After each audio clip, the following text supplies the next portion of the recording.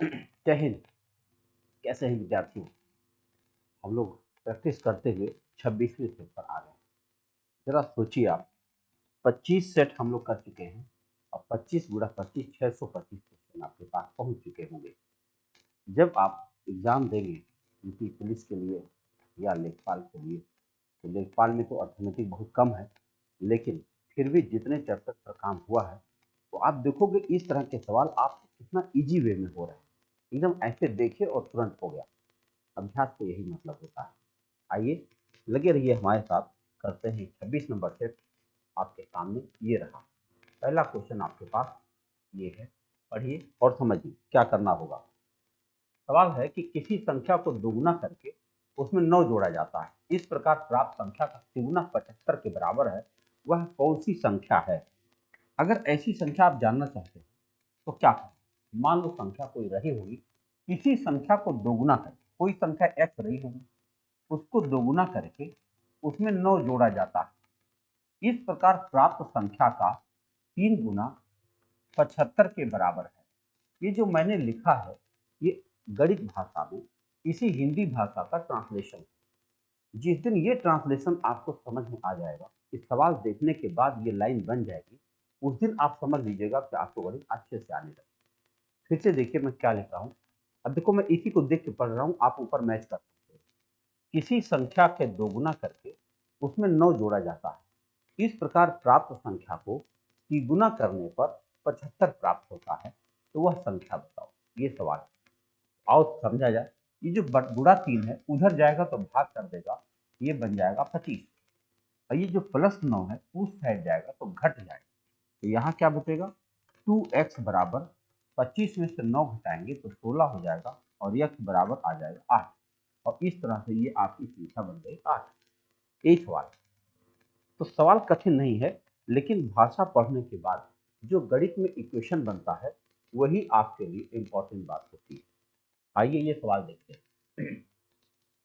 0.63 plus 0.37 plus 0.83 को सरल करने पर क्या परिणाम होगा? आप जानते हैं कि 0.63 पर बार है, इसका मतलब बटा 99 होगा, और 0.37 पर बार है, इसका मतलब बटा 99 होगा, और प्लस 80 पर बार है, इसका मतलब बटा 99 होगा।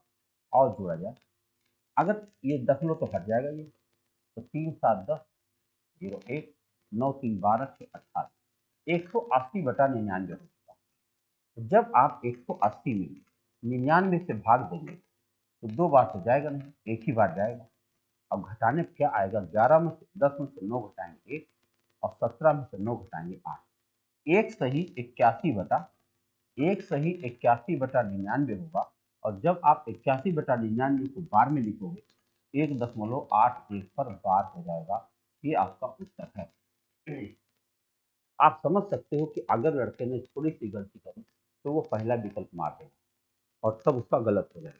ठीक है, तो हमेशा ध्यान रखिएगा कि सवाल करते समय लापरवाही बिल्कुल नहीं होनी चाहिए। आइए अगला सवाल देखते हैं। 3 घंटे क्रमशः 9 12 15 मिनट के अंतर से बजते हैं।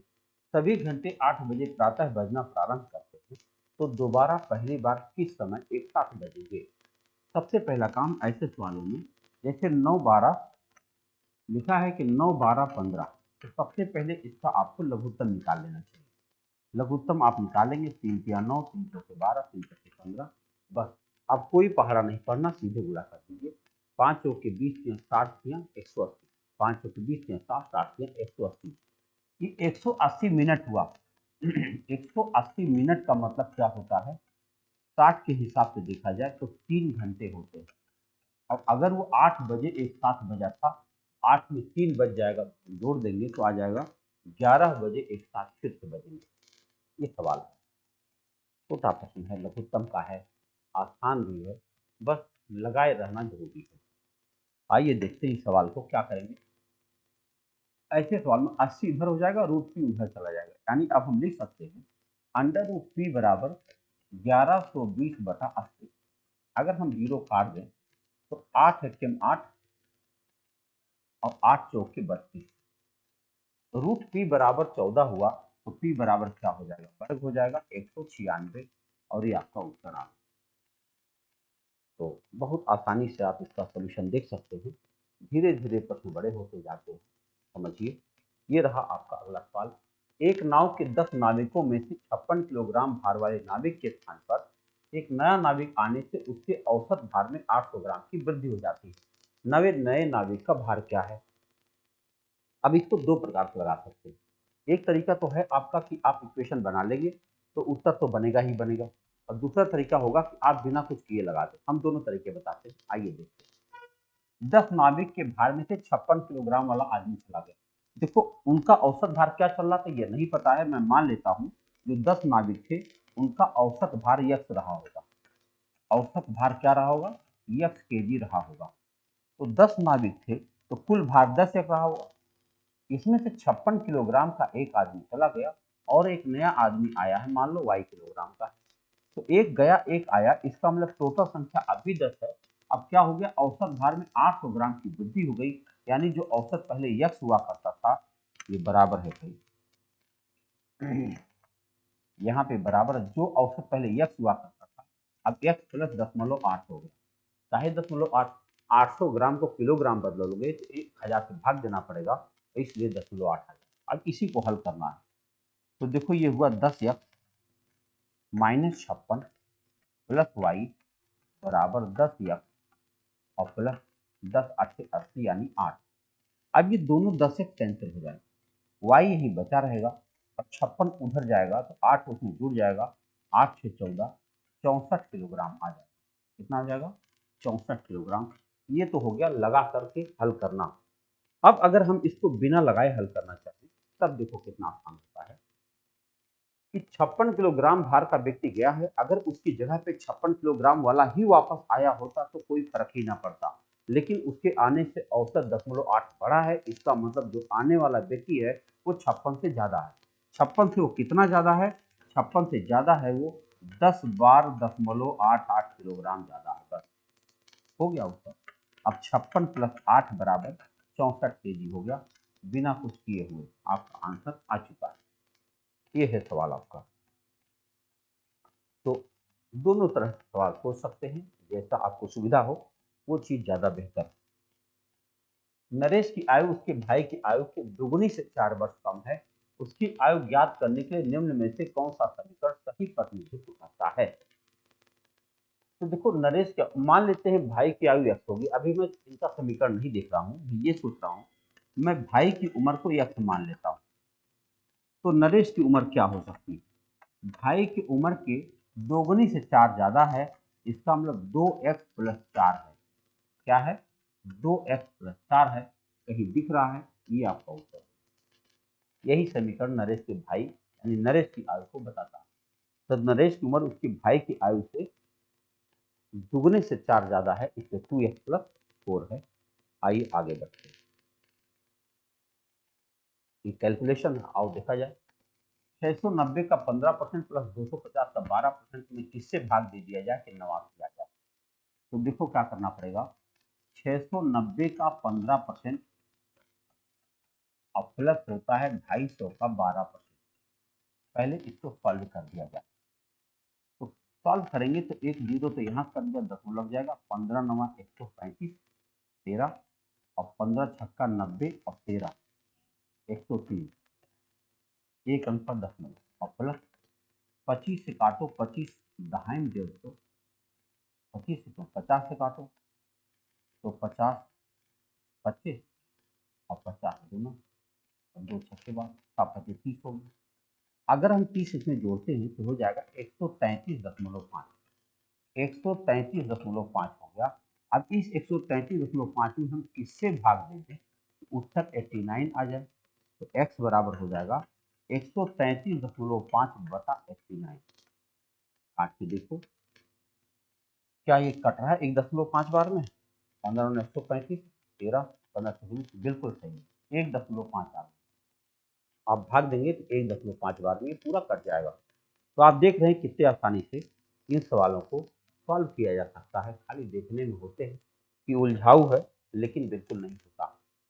कुछ टाफियां, रवि कुछ टाफियां 1 रुपए की 2 की दर से खरीदता है, उन्हें 1 रुपए की 5 की दर से बेचता है। हानि पर बताओ। बताओ 1 रुपए में 2 खरीदा है और 1 रुपए में 5 बेचा, तो बताओ क्रय मूल्य क्या हुआ, 1/5। और विक्रय मूल्य क्या हुआ, खरीदा हुआ 1/2 और विक्रय मूल्य 1/5। अब घटा दो घटा दो भाई, तो हो जाएगा 5 - 2 बराबर 3/10। ये हानि हो गया, हानि गुणा 100 बटा क्रय मूल्य। हानि बटा क्रय मूल्य क्या है, 1/2 और गुणा 100, यही काटना है। तो आप जानते हैं ऐसे हो जाएगा 3 गुणा 2 गुणा बटा 10 और गुणा 100, तो 0 0 कट जाएगा, 3 दूनी 6 दहाई 60। उसे 60% का नुकसान हो गया। कितने का नुकसान हुआ है, 60% का नुकसान हो गया। काफी बेच रहा है और 60% का नुकसान, बहुत दिन तक नहीं बेच पाएगा, है ना। एक दुकानदार एक मशीन पर 5% छूट देने की घोषणा करता है, घोषणा है, परंतु वह अंकित मूल्य को क्रय मूल्य से 20% अधिक अंकित करता है, तो दुकानदार को होने वाला लाभ बताओ। भाई बताओ, ये सीपी है, ये एसपी है और ये एमपी है। अगर मान लो 100 रुपए का सामान था और 120 उस पर छाप देगा, फिर 5% का छूट दे देगा। 5% छूट कितना होता है, 120 का 5% कितना होगा, तो 12×25=60, है ना, 6 रुपया होगा। तो 6 रुपया छूट दे देगा, तो 114 में बिक जाएगा, निश्चित रूप से उसको 14% का लाभ। 100 का सामान 114 में बिक जाएगा, तो कितने का लाभ हो जाएगा, 14% का लाभ हो जाएगा। इतने आसानी से इसे सोचा जा सकता है। सवाल देखिए, कितनी धनराशि 6 वर्ष में 4% साधारण ब्याज की दर से 496 रुपये हो जाएगी, यानी पी बताना है, और वो दिया है कितना, मिश्रधन दिया हुआ है। आपको पता होगा साधारण ब्याज में अगर आपको पी दिया है और मिश्रधन पता करना है, तो करना पड़ता है ए गुणा 100, A for amount upon 100 plus RT। बस यही इतना करना पड़ता है।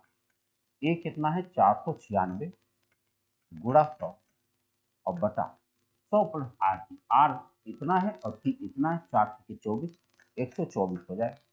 124 से 4 बार में कट रहा, आपका उत्तर आ गया 4। अगर 400 रुपये जमा कर दे, तब उसका निश्चित रूप से 496 रुपया बन जाएगा। आइए देखते हैं अगला प्रश्न है 11 नंबर सवाल। ये आ रहा है, कोई धनराशि चक्रवृद्धि ब्याज पर 2 वर्ष में 1452 और 3 वर्ष में 1597.20 हो जाती है, वार्षिक दर बताओ। देखो 2 वर्ष और 3 वर्ष की बात कर रहा है, 1 वर्ष का अंतर है, तो इसको हम घटा के कर सकते हैं। अगर एक से ज्यादा वर्ष का अंतर होता तो घटा के नहीं किया जा सकता, तब भाग देना पड़ता। देखो 3 वर्ष का जो इनका मिश्रधन आया है वो है 1597.20 और 2 वर्ष का जो इनका मिश्रधन है वो है 1452 रुपया। अगर हम घटा दें तो 1 वर्ष का ब्याज मिल जाएगा, ब्याज, और ब्याज इस पर बन जाएगा 1452 रुपये। तो 0.20 यहाँ 5, 9 में से 5 घटाएंगे 4, 145 रुपया 20 पैसा इनको ब्याज मिल गया है, मिल गया। अब चलो दर निकालते हैं। दर बराबर होता है ब्याज गुणा 100, 145 रुपया 20 पैसा गुणा 100 और बटा मूलधन है 1452 और गुणा 1452 गुणा समय 1 साल। अगर ये 100 हम हटा दें तो दशमलव जाएगा, 1452 से 1452 कटेगा और 10% रेट आ जाएगा। केवल 10% रेट चल रहा था। ये 2 वर्ष का अंतर था, इसीलिए इसको लगाना इतना आसान होता है। जब एक से ज्यादा साल का अंतर होता है तब दोनों में भाग देकर के यह व्यवस्था करनी पड़ती है। देखा, यदि 3a-5b बटा 3a-5b बराबर 5 है तो a अनुपात b बताओ। आपको क्या करना चाहिए, 5/1 कर लेना चाहिए। अगर आप 5/1 करेंगे तो क्रॉस मल्टीप्लाई कर देंगे, क्रॉस मल्टीप्लाई करेंगे तो क्या बन जाएगा, ये बनेगा 3a-5b। ओहो, ये 3a-5b ऊपर है, 3a-5b नीचे है, यहाँ गलत हो गया ना, ये एक गिनती बराबर नहीं है ना, तब तो ये फिर बराबर बात हो गई। 3a-5b अपॉन 3a-5b, यहाँ पे गिनती जो है मिस्टेक में है, इसको नहीं लगाया जा सकता। चलते हैं आगे, क्योंकि सेम गिनती है तो कैसे आप बनाएंगे, 5 कैसे हो जाएगा, है ना, उधर नहीं ध्यान देना है। आइए आगे बढ़ते हैं अगले सवाल पे। लिखा है कि राम मोहन तथा शकील ने एक व्यापार में एक वर्ष के लिए साझा किया। राम ने कुल पूंजी का 1/4 भाग 1/4 समय के लिए, मोहन ने 1/5 भाग 1/2 समय के लिए तथा शकील ने शेष पूंजी पूरे समय के लिए लगाई। वर्ष के अंत में 1140 का लाभ हुआ तो राम को क्या मिला? आपको ध्यान रखना चाहिए यहाँ पर कि इन्होंने 1/4 1/4 1/4 का इस्तेमाल हुआ है और 1/5 1/2 का इस्तेमाल हुआ है। क्या आप सभी का लघुत्तम बता सकते हैं? 20 आएगा। हम मान लेते हैं कि कुल पूंजी 20 रुपया है और कुल समय 20 माह है। अब इसका फायदा क्या होना है? 3 लोग हैं, यहाँ मैंने लिख दिया राम, यहाँ लिख दिया मोहन और यहाँ लिख दिया शकील। अभी तीनों का रेशियो बन जाएगा बहुत आराम से। तो राम ने 1/4 पूंजी लगाई थी। बताओ 20 का 1/4 कितना होता है? 5 रुपये। 1/4 समय के लिए का मतलब 5 समय के लिए। तो इनका काम खत्म है। मोहन ने 1/5 लगाया था, 5 चौके 20 और 1/2 समय के लिए 1/2 माने 10 माह के लिए लगाया। और शकील ने शेष पूंजी बताओ 5 और 4 9 रुपया लग चुका है, अभी 11 रुपया और बचा होगा। तो शकील ने 11 रुपया लगाया है, पूरे समय के लिए लगाया है। पूरा समय मतलब 20 माह। अब यही अनुपात बताना है। तो काटो, ये हो गया 25, ये हो गया 10 चौके 40, ये हुआ 11 दूनी 22 220। क्या हम लोग इसे 5 से काट सकते हैं? 5 पचे 25, 5 अठे 40 और 5 से काटो 5 चौक 20 5 44। अब इसी रेशियो में पैसा बटना है। इसमें राम को क्या मिला? 1140 रुपये टोटल था। 1140 में राम का मतलब अनुपात है 5 और अनुपाती योग देखो भैया 4 8 12 5 17 1 4 1 5। अब देखो 57 आ गया है। 57 गुना होता है 114। बोलो गुना 20 25 100 रुपये। राम को कितना मिल जाएगा? 100 रुपया मिल जाएगा। ये रहा सवाल। क्या किसी को समझने में दिक्कत आई होगी? हमने क्या किया, जो भिन्न भिन्न का इस्तेमाल किया जा रहा था इसकी जगह पे इनके लघुत्तम हमने ले लिए और लघुत्तम लेने से चीजें एकदम आसान हो गई। खाली लिखना रहता और सीधे उत्तर बन गया। ठीक है, इसे कहते हैं साझा का सवाल। और साझा के सवाल में जितना बढ़िया आप संख्या मान लेंगे उतना बढ़िया आपका उत्तर आता चला जाएगा। आइए देखते हैं अगला सवाल। अगला सवाल ये रहा, 5 संख्याओं का औसत 49 है, पहली और दूसरी संख्या का औसत 48 है, चौथी पांचवी का औसत 28 है, तीसरी संख्या बताओ। देखो 5 संख्याएं हैं, 1 2 3 4 5। 5 संख्याओं का औसत 49 है, यानी 5 गुणा 49, यानी कुल संख्या का योग कितना हो जाना चाहिए? 5 9 45, 4 5 24 4 24।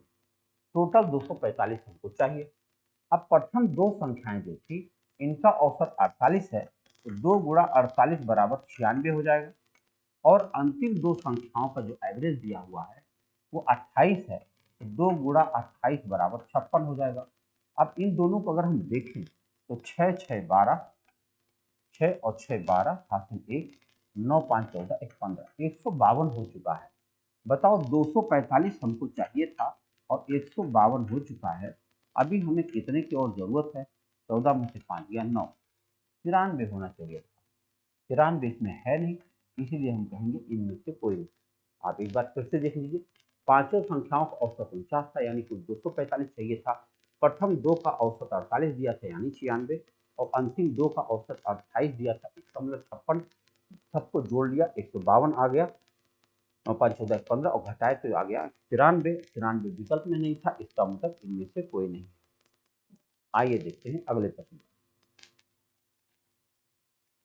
किसी कार्य को ए बी 12 दिनों में, बी सी 15 दिनों में, सी ए 20 दिनों में कर सकते हैं। उसी कार्य को स्वतंत्रता पूर्वक करने के लिए ए बी सी में से प्रत्येक क्रमशः कितने कितने दिन समय लेगा, यानी अलग अलग कराना है। देखो कैसे लगाना चाहिए कि ए प्लस बी जो है 12 दिन में कर सकता है, बी प्लस सी 15 दिन में कर सकता है और सी प्लस ए 20 दिन में कर सकता है। सबका लघुत्तम 60 आ जाएगा। 20 तियां 60, 15 चौके 60, 12 पचे 60, 5 4 9 3 12, यानी 2a plus 2b plus 2c बराबर 12। इसका मतलब ए प्लस बी प्लस सी ए प्लस बी प्लस सी 6 यूनिट काम कर सकते हैं। अब बताओ अगर ए प्लस बी प्लस सी 6 यूनिट कर सकते हैं तो ए और बी और सी हमने यहाँ लिख दिया। बताओ अगर ए प्लस बी मिलकर 5 करते हैं तो पक्का सी 1 करता होगा। बी प्लस सी 4 करते हैं, इसका मतलब ए बराबर 2 क्षमता आ गई होगी। और सी प्लस ए मिलकर 3 करते हैं, इसका मतलब बी की क्षमता 3 आ गई होगी। अब बताओ अगर ए से काम करवाओगी 60 यूनिट तो 2 की क्षमता से ये करेगा 30 दिन में, ये करेगा 20 दिन में, ये करेगा 60 दिन में। तो 30 20 60 होना चाहिए। कहीं दिख रहा? ये रहा उत्तर। तीन के तीनों की क्षमता आराम से आपके पास निकल चुकी है। आइए देखिए अगला सवाल। ये वर्क एंड टाइम का अच्छा सवाल है। ये रहा। दो पाइप ए तथा बी किसी टंकी को क्रमशः 37.5 मिनट और 45 मिनट में भर सकते हैं। दोनों पाइपों को खोल दिया जाता है। टंकी को ठीक आधे घंटे में भरने के लिए बी को कितने समय बाद बंद कर देना चाहिए? देखो पहले दोनों की क्षमता निकाल लो। ए जो है भरता है 37.5 मिनट में, यानी 75/2 समय में भरता है, और बी जो है 45 मिनट में भरता है। क्या आप इन दोनों का लघुत्तम निकाल सकते हैं, 75 और 45 का? अगर हम 75 और 45 का लघुत्तम निकालें तो हम पहले काटेंगे 15। 15 पचे 75, 15 यहाँ 45, इसका मतलब हुआ 5 से 15 पर हम 225। 225 लघुत्तम आ जाएगा। तो चलिए 7 या 21, 3 दूनी 6 यूनिट इनकी क्षमता आ गई, और 45 से भाग देंगे तो 5 बार में जाएगा। ये रहा। हमको टंकी को ठीक आधे घंटे में भरना है और बी को मुझे बीच में बंद करना है, अर्थात ए को नहीं बंद करना है। ए को नहीं बंद करना है। 6 यूनिट के हिसाब से इनसे 30 मिनट काम लेना है, यानी 180 तो मुझसे ए से भरवाना है। और अगर 180 हमारा भर ही जाएगा तो इसका मतलब हुआ कि बी को 12 में से 8 घटाएंगे 4, केवल 45 भरना होगा। 45 भरना होगा 5 की रफ्तार से, 5 9 45। बताओ 5 क्षमता से इनसे खाली 9 मिनट काम ले लेंगे तो 45 मिनट हो जाएगा और हमारा 225 भर जाएगा। पूरा पूरा 30 मिनट में टंकी भरनी है, जिसमें मुझसे 20 से केवल 9 मिनट काम लेना है, अर्थात 30 में से 9 हम घटा देंगे। कितने समय बाद बंद कर देना चाहिए? तो 9 मिनट बाद बंद कर देना चाहिए। ये सवाल था, आपका उत्तर बन गया। यानी बी से हमको सिर्फ हमें करना क्या था, जब उन्होंने कहा आधे घंटे में भरना है और बी को बंद करना, मतलब ए को नहीं बंद करना है, तो ए से तो काम लेना है ना। ए से 30 मिनट तक काम लेंगे तो 180 तो खाली ए भर देगा। अब बी के हिस्से खाली 45 यूनिट बचा हुआ, 5 की क्षमता को भरेगा तो 9 मिनट में भर देगा, बात खत्म हो जाएगी। आओ देखते हैं अगला सवाल। ये प्रश्न आपके सामने। एक व्यक्ति 3 समान दूरियों को 3 किलोमीटर प्रति घंटा, 4 किलोमीटर प्रति घंटा, 5 किलोमीटर प्रति घंटा गति से तय करने में कुल 47 मिनट लेता है। दूरी किलोमीटर में बताओ। देखो 3 दूरियां हैं तो हम क्या करेंगे, इनकी औसत चाल निकालेंगे। औसत चाल निकालने के लिए आप चाहें तो सूत्र का इस्तेमाल कर सकते हैं, चाहे बिना सूत्र का। सूत्र का इस्तेमाल करेंगे तो फार्मूला बनता है 3xyz अपान xy plus yz plus zx। चलो इसी में रख देते हैं। तो 3 गुणा 4 गुणा 5 अपान xy, यानी 3 चौके 12, 4 पचे 20 और 5 यानी 15। तो 15 12 27 और 20 47, कितना हो गया? 3 गुणा 4 गुणा 5 और बटा 47। और कै मिनट में जाना? 47 मिनट में जाता है। पूरा 47 मिनट पर तो बटा 60 कर दो, किलोमीटर प्रति घंटा आ जाएगा। इसी को काटना है। देखो 47 47 कट गया। अब 3 या 9, ऐसे तो 3 चौके 12 पचे 60। देखो 3 चौके 12 पचे 60, 60 कट गया, खाली 3 किलोमीटर आया। यही आपका उत्तर। टोटल डिस्टेंस कितना है? केवल 3 किलोमीटर। अच्छा सवाल। आइए देखते हैं अगले प्रश्न को। कितनी आसानी से सवाल बन रहा है। देखिए लिखा है, एक रेलगाड़ी अपनी यात्रा का 50% भाग 30 किलोमीटर प्रति घंटा की गति से पूरा करती है। यात्रा का 25% भाग 25 किलोमीटर प्रति घंटा गति से और शेष भाग 20 किलोमीटर प्रति घंटा गति तय करती है। उस रेलगाड़ी की पूरी यात्रा की गति, औसत गति बताओ। देखो ऐसा सवाल जब आ जाए तो हमको एक ऐसी संख्या चाहिए। देखो जो चाल है, इसका चाल है 30 किलोमीटर प्रति घंटा, 25 किलोमीटर प्रति घंटा और 20 किलोमीटर प्रति घंटा। अगर एक ऐसी संख्या हम ले लें जिसका जिसका ये 30 25 और 20 का लघुत्तम हो, बताओ क्या हो सकता है। 30, 25, आसानी से लगाने का तरीका बता रहा हूँ। इसका अगर आप लघुत्तम ले लें तो 5 से कटेगा, 5 छके 30, 5 पचे 25, 5 चौके 20, एक बार 2 से और काट दो तो 2 तिया 6, 5 नहीं कटा, 2 दूना 4, तो 5 दूनी 10, 10 300 आ गया, 300 आ गया। अब 300 ले लो, लेकिन 300 करोगे तो ज़्यादा हो जाएगा, 300 50% कर देंगे तो 150 होगा, 150 25% कर देंगे तो 75 हो जाएगा, ठीक है 300 कर लो। हमारा लघुत्तम आया 300, मैंने मान लिया मैंने कुल दूरी आ गई 300 किलोमीटर। कोई फर्क नहीं पड़ता है, 300 मान लो, 600 मान लो, 900 मान लो, इससे कोई फर्क नहीं, आप यक्स मानकर भी लगा सकते हो, लेकिन ऐसा थोड़ा आसान हो जाएगा। कैसे बता रहा हूँ आओ दिखाते हैं। कह रहे 50% भाग, बताओ 300 का 50% कितना होता है, 150। अब 150 किलोमीटर को ये साहब जी गए हैं 30 की चाल से, तो 3 पचे 15, 5 घंटे लगे होंगे, ठीक है। 25% भाग, 25% माने एक चौथाई होता है, तो चौथाई माने 75 किलोमीटर दूरी को ये चले हैं 25 की चाल से, तो 25 तिया 75, 3 घंटा लगा। अब बताओ बचा कितना होगा, 150 और 75 तो काम हो चुका है, टोटल 300 है, तो मतलब 225 हो चुका है। 225 माने खाली 75 बचा होगा इनके पास, खाली 75 बचा होगा। इसको 20 की चाल से चलेंगे, 20 की चाल चलेंगे तो कितना जाएंगे, 20 तिया 60, 60 और 15 बचेगा ना, 60, हाँ 15, 150 दशमलव में चला गया, यानी कि 25 तिया काटते अगर ये हो जाएगा, 5 से काटे तो 15/4, 4 तिया 12, 3 4 7 3 7 3.75 घंटा। अब टोटल घंटे कितने लगे, 5 3 8 8 3 11.75 घंटे लगे। कुल दूरी चलना था 300 किलोमीटर और समय इनको लग गया है 11.75 किलोमीटर, घंटा लगा। अगर हम 2 जीरो ऊपर बढ़ा दें तो 10 हो जाएगा। अब चलो काटते हैं 25 से, 25 चौक का 100, 25 सत्ते 175, इसको काटो, 25 सेकेंड 25, 5 बचेगा 50, 25 दूना 50, 1200, यानी 1200/47 करना है, यही आपका उत्तर बनना है। अब 1200/47 अगर हम काटते हैं कई बार जाएगा, 3 चौक 12, 3 तो जाएगा नहीं, 2 बार जाता है, तो 2 सत्ते 14, 1 2 चौक 8 1 9, 10 में से 4 घटाएंगे 6, 11 में से 9 घटाएंगे 2, 260। अब चलो पहाड़ा पढ़ते हैं, 5 6 6 सत्ते 42, 4 6 चौक 24, 4 ज़्यादा हो जाएगा, 5 बार जाएगा, 5 सत्ते 35, 3 5 चौक 20 3 23, आपके पास बचा 5 और 5 3 गया 2, 25 सही 25/47, ये रहा उत्तर, 25 सही 25/47 आपका उत्तर है। इसको आप कैलकुलेटिव क्वेश्चन कह सकते हैं, यक्स मानकर लगाएंगे तब भी यही समय लगेगा।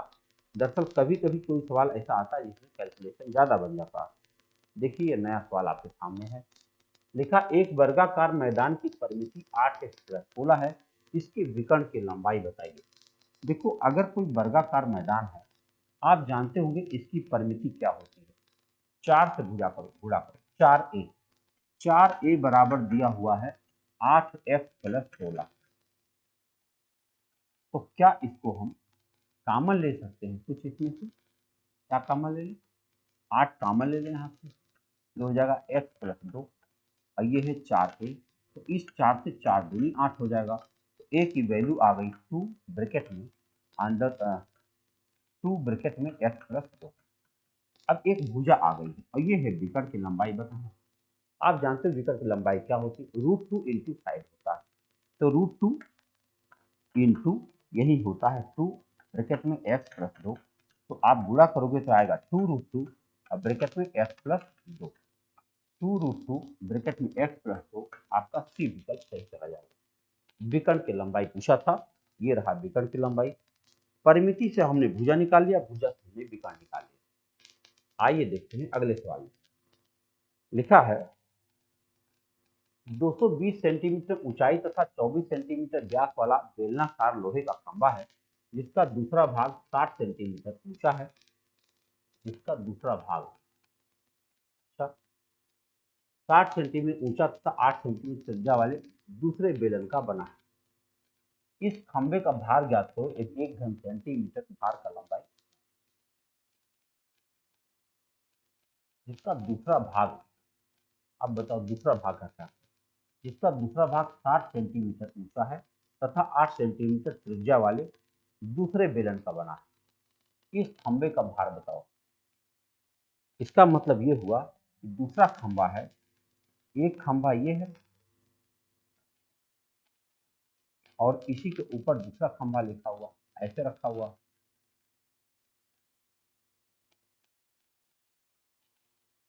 देखो 220 मीटर ऊंचाई और 24 सेंटीमीटर व्यास वाला बेलनाकार खंबा है। एक बेलनाकार खंबा तो ये हो गया जिसकी ऊंचाई 220 है और इसका व्यास कितना है 24, यानी रेडियस आ गया 12।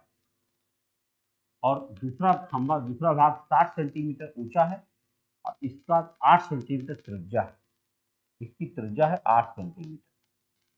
भैया जी दोनों का आयतन निकालना, क्योंकि कह रहा एक घन सेंटीमीटर का भार लगभग 8 ग्राम। तो पहले तो हम दोनों का भार निकाल लें, पाई आर स्क्वायर करके कर दें।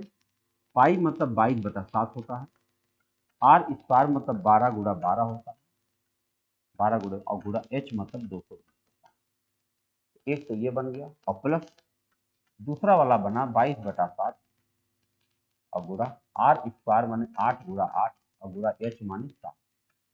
यही। अब पाई की जगह पे इन्होंने कहा है 3.14 लेना है। अगर 3.14 लेना है तो कुछ संख्या कम हो सकती है। तो देखो 3.14 अगर हम कॉमन ले लें तो हमारे पास ब्रैकेट में बनेगा ये गुणा और फिर यह गुणा। चलो भाई गुणा करते हैं। तो 12 बरहम 144 गुणा 220 करना है, 144 गुणा 220 करना है। आप जीरो तो हटाई दो और 22 चौके 88, 8 22 चौक 88 और 8 96, 9 22 के 22 और 9 31, ये आ जाए 31,680 और प्लस ये कॉमन हो चुका है। तो 8 अठाएं 64 गुणा 60 करना है, कहीं कर लेते हैं। 64 गुणा 60 करना है तो 0 6 चौके 24, 2 6 36, 2 38, 3840 हो जाएगा। ये रहा। अब जोड़ते हैं, ये हो गया 0 8 4 12 हासिल 1, 9 और 6 15 हासिल 1, 4 और 1 5 और 3 गुणा करना है 3.14। काफी बड़ा गुणा हो गया ना। और इसका जब गुणा आ जाएगा तो इसमें क्या करना पड़ेगा, 8 से गुणा करके और बटा 1000 करना पड़ेगा। गुणा 8 और बटा 1000 करना, यही काटना है। अगर आप इसको काट लेंगे तो आपका उत्तर जल्दी बन जाएगा। कुछ छोटा कर सकते हैं, अगर हम 2 जीरो और लगा दें तो दशमलव हट जाएगा, उसके बाद 1 जीरो से 1 जीरो कट जाएगा। 8 से ये संख्या कट रही है, 8 से काटोगे तो कितना आ जाएगा, 8 से 8 2 20, 8 2 16, 8 पचे 40 और 0। अब ये ज्यादा से ज्यादा 2 से और कट रहा है ना। तो इतनी संख्या तो होगी। चलो देखा जाए, काफी लंबा चौड़ा सवाल है ये, इसी पर रहने दो। 3552 में 314 गुणा करना है, 3552 में 314 से गुणा करना है, बाकी सब कट चुका है। 4 दूनी 8, 4 पचे 20, 2 4 पचे 20 2 22, 2 4 3 12 2 14। अब फिर आ जाएगा 3552 2 5 5 3 और 3 से गुणा करेंगे, 3 गुना 6, 3 पचे 15, 3 पचे 15 16, 1 3 के 9 1 10। तो ये हो गया 8 2 6 5 11 2 13, 1 5 5 15, 1 2 और 3 5 और 6 11 1 और ये हो जाएगा 11। अब इसको आपको भाग देना है 1250, बस एक जगह और। हाँ, काफी लंबा चौड़ा बन गया सवाल। 1 1 1 53 28। अगर इसको हम 1250 से भाग दें तो 12 9 108, 9 बार जा सकता है। 9 के टेबल में कुछ है देखो, तो 9 0 0 4 5, 9 पचे 45, 4 12 108 और 4 112, ज्यादा हो जाएगा। 8 वाला सही, ये वाला। इतना लंबा जाने के बाद तब आपको 8 वाला सही चला, क्योंकि 9 वाला ज्यादा जा रहा। अब दो खंबे थे, संख्या भी ऐसी थी जो सीधे सीधे काटने लायक नहीं थी, इसीलिए आपका इतना समय लगा। लेकिन मैं बताऊं, आमतौर पर ऐसे सवाल बनते नहीं। ये किसी भी परीक्षा के वे सवाल हैं जो, जैसे मान लो 25 क्वेश्चन आया कहीं पर, तो उसमें से 2-3 सवाल ऐसे कैलकुलेटिव आते ही है जो आयोग चाहता है कि आप उसे ना लगाएं। आयोग चाहता है लेकिन लड़का उसी को लगाने के चक्कर में, क्योंकि यहाँ पे तो आप क्लास चल रही है, यहाँ पे तो कोई समय की चिंता है नहीं, लेकिन एग्जाम में तो एक एक सेकंड कीमती होता है। तो वहाँ पे अगर नहीं आ रहा है तो उसको तुरंत छोड़ दीजिए, ज़्यादा समय लग रहा है तो बहुत ज़्यादा लगाने की जरूरत नहीं। लगातार दो विषम संख्याओं को गुणनफल 190 है, छोटी संख्या बताओ।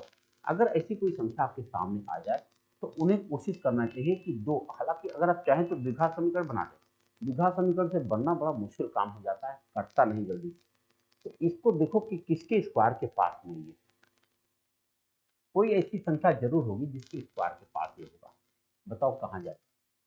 13 14 996, यानी 140 का वर्ग अगर हम करें, 140 का, देखो इसको अगर हम 140 का वर्ग करें, ये होगा 14 14 में 196 डबल जीरो, यानी 19,600 हो जाएगा। इसका मतलब इससे कम है, ठीक है। तो इसका मतलब 135 का देख लेते हैं। अगर 135 का वर्ग देखें, ये कितना हो जाएगा, 5 पचे 25 और 14 तिया 42, 4 14 कम 14 4 18। पक्का है इन्हीं दोनों के बीच में संख्या है। अब 135 और 140 के बीच में कौन कौन सी विषम संख्याएं आती हैं? 35 के बाद में 37 आती है और 39 आती है, और तो कुछ आती नहीं। यही दोनों संख्याएं इसकी हैं। अब पूछा गया है छोटी संख्या कौन सी है, आप क्या कह दोगे, 137। ये रहा 137 और 139, बस यही इतना करना था। देखो लगाने का तरीका देख लो, मैंने क्या किया, इस संख्या को दो वर्ग संख्याओं के बीच में लाने की कोशिश किया और हमें पता चल गया 135 और 140 के बीच में ये संख्या मिल जाएगी। इसलिए इन दोनों के बीच में यही दोनों संख्याएं विषम हैं, इन लोगों का गुणा हुआ होगा और हमारा उत्तर आ गया 135। एक काफी अच्छा सवाल होता है और सोच करके लगाने वाला होता है, नहीं तो अभी लड़का द्विघात समीकरण बना के रुका रुका होता है एक जगह। द्विघात समीकरण समझ रहे हैं, एक संख्या यस लेते और एक एक्स प्लस 2 लेते और बराबर लिख देते 19043। अब ये बन जाता एक्स स्क्वायर प्लस 2x और माइनस 19043 बराबर 0। अब यही समीकरण बन जाता, इसको लगाना कोई बहुत आसान काम नहीं है, टाइम टेकिंग होता है। आइए देखते हैं अगला प्रश्न। लिखा 21,600 की छोटी संख्या को गुणा करें, गुणनफल एक पूर्ण वर्ग बन जाए। देखो 21,600 है ये, तो इसको पहले फैक्टराइज कर लो आप। फैक्टराइज के जैसे आप करेंगे तैसे पता चल जाएगा, तीन तीन का जोड़ा जिसका कंप्लीट नहीं होगा उसी से गुणा करना पड़ेगा। तो काटते हैं 2 से, तो 2 से काटते हैं, तो 2 से काटेंगे तो इसका हम लोग 8 से काटते हैं। चलो देखिए 8 से कट जाएगा, 8 से एक के बार में काम चल जाएगा ना, एक बेर बन जाएगा। 8 दूनी 16, 8 सत्ते 56। अब ये 27 से काट लेता हूँ ना, 27 सेकेंड 27। अब चलो इसे काटा जाए, क्योंकि ये दो का वर्ग, दो का पेयर बन चुका है, तीन का पेयर बन चुका है। अब इसे काट लो, ये हो जाएगा 2 से काटिए, फिर 2 से काटिए, फिर 5 से काटिए और फिर 5 से काटिए। हम देख रहे हैं कि एक बार 2 की कमी पड़ रही, एक बार 5 की कमी पड़ रही। बोलो, तीन तीन का पेयर बनने में एक बार 2 चाहिए था, एक बार 5 चाहिए था, यानी 2 50 10 से गुणा अगर हम कर दें तो हमारा काम चल जाएगा। ठीक है, खाली 2 25 10 से गुणा कर दे तो हमारा काम हो जाएगा। और ये हो जाएगा 21, दो कितना हो जाएगा तब, 216,000, 2,16,000। और तब ये 60 का क्यूब हो जाएगा आराम से। यही करना बाकी। आइए अगला सवाल देखते हैं। तीन व्यक्ति एक साथ टहलना आरंभ करते हैं, उनके कदमों की माप क्रमशः 40 सेंटीमीटर, 42 और 45 सेंटीमीटर है। प्रत्येक व्यक्ति कितनी न्यूनतम दूरी तय चले ताकि प्रत्येक व्यक्ति समान दूरी को पूर्ण चरणों में पूरा कर सके। तीनों संख्याओं का लघुत्तम निकालिए और कुछ नहीं करना है। तो ये हो जाएगा 40, 42 और 45। तीनों संख्याओं का लघुत्तम निकालें, तो हम 3 से काट रहे हैं, 40 नहीं कटा, 3 से काटें तो ये हो जाएगा 14, ये हो जाएगा 15। अब हम 2 से काटेंगे, ये हो जाएगा 20, ये हो जाएगा 7 और 15 नहीं कटेगा। अब हम 5 से काटेंगे, 5 चौकी 20, 5 3 15। अब ये कटेगा नहीं, बस गुणा कर लीजिए, आपका उत्तर बन गया। क्या करेंगे, 2 25 10, 10 3 30 और 4 3 12, 12 36, 360, 360 गुणा 7 तो 0 7 6 42, 4 7 21 4 25, इतना सेंटीमीटर आ गया। अगर इतना सेंटीमीटर आ गया तो क्या हम इसको 25 सेंटीमीटर 25 मीटर 20 सेंटीमीटर कह सकते हैं 100 से भाग देकर? बहुत आराम से कर सकते हैं। ठीक है, आइए अगले सवाल पर चलते हैं। 21 लड़कों का औसत वजन 64 किलोग्राम रिकॉर्ड किया गया। शिक्षक का वजन जोड़ने पर औसत 1 किलोग्राम बढ़ गया। शिक्षक का वजन बताओ। देखो 21 लड़के थे, 22वां शिक्षक आया है। अगर शिक्षक आया वह भी 64 का रहा होता तो उसके ऊपर फर्क ना पड़ता, लेकिन जो शिक्षक आया वो 64 था ही था, प्लस 22 बार 1 1 किलोग्राम और था, तभी औसत बढ़ा पाएगा। इसलिए प्लस 22 कर दोगे तो 6 2 8, 4 2 6 और 6 2 8, 86 किलोग्राम का शिक्षक, ठीक ठाक भार वाला शिक्षक है। बहुत आराम से 1 सेकंड के अंदर आपका जवाब आ गया। ये आपका आखिरी प्रश्न है। आइए देखते हैं। लिखा 2 प्रकार की चाय जिसका मूल्य 18 रुपये पर किलोग्राम 28 रुपये पर किलोग्राम को किस अनुपात में मिलाया जाए ताकि मिश्रण को 32 दर से बेचने पर 20% का लाभ हो। आपको ये सोचना चाहिए कि जो मिश्रण रहा होगा 1 रुपये का रहा होगा, उस पर 20% लाभ हो रहा है, तब हो रहा है जब उसको हम 32 दर से बेच रहे हैं, यानी हमको उसका क्रय मूल्य चाहिए। तो यक्स बराबर देखो 20 ये हो जाएगा 5 दूनी 10 और 5 तीन 15, 16, 160/6, थोड़ा सा छोटा और हो जाएगा 2 से, तो 2 8 16, 80/3, यानी जो रेट आ रहा है वो आ रहा 80/3 का। हमें अनुपात बताना है। एक चाय 18 के भाव से है, एक चाय 28 के भाव से है और एक चाय 80/3 के भाव से। क्या हम इसको ऐसे एलिगेशन लगा सकते हैं? बहुत आराम से। तो 18 के यहाँ 54, 54 और 80 का अंतर क्या होगा? 54 6 60 और 20 80, यानी 26/3। और 28 में 84 में 80 घटाओ 4/3। अगर इसको हम अनुपात निकालेंगे तो 3 जाएगा, 2 से और काट देंगे, 2 दूना 4, ये हो जाएगा 13। 2:13, पहला विकल्प आपका सही जवाब। ये ठीक ठाक लेवल का सवाल है, गलतियां हो जाती हैं इसमें, तो विद्यार्थियों मैं कोशिश कर रहा हूँ कि आपको हर तरह के सवाल आप तक पहुँचे। आप लोग भी प्रयास करें, अपने लिए प्रयास करें, क्योंकि एग्जाम होने के बाद फिर पछतावा रह जाता है, मजा नहीं आता उसके बाद। जिसका भी नंबर जीडी में देख लो चाहे यूपीएसआई में थोड़ा सा कम होगा, वो बेचारा दुखी चल रहा है। इसी वजह से दुखी चल रहा है कि उसने समय रहते अपना प्रयास नहीं किया था, है कि नहीं? बाकी तो वो पेपर लीक था या नहीं लीक था, वो धीरे धीरे मुद्दा सुलझ जाएगा, उसका कोई बड़ा इशू नहीं है। बस सही बात तो ये है कि आपको तो अपना सही नंबर लाना ही चाहिए, है कि नहीं? ठीक है, मिलते हैं अगले एपिसोड में। Thank you.